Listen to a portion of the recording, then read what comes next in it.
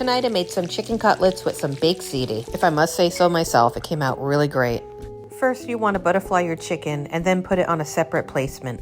I don't care what you think, do not wash your chicken. The salmonella goes all over your sink and countertops. I used a can of beets to pound the chicken, don't judge me. Season with a little salt and pepper. You want to dredge it in flour, then dip it into the egg, and then to your breadcrumbs. The flour holds in the seasoning and it makes it crispier. Go ahead and heat up your pan to a medium high. I used avocado oil and I fry them until they're golden brown.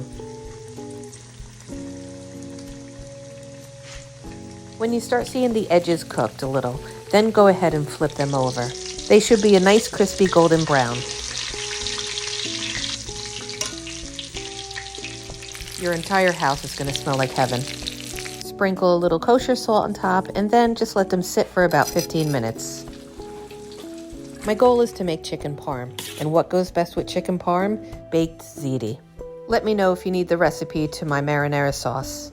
I make it really simple with just ricotta cheese and some Parmesan. Go ahead and add a little mozzarella on the top, some Parmesan cheese, and then garnish it with parsley flakes. Bake at 350 for about 45 minutes.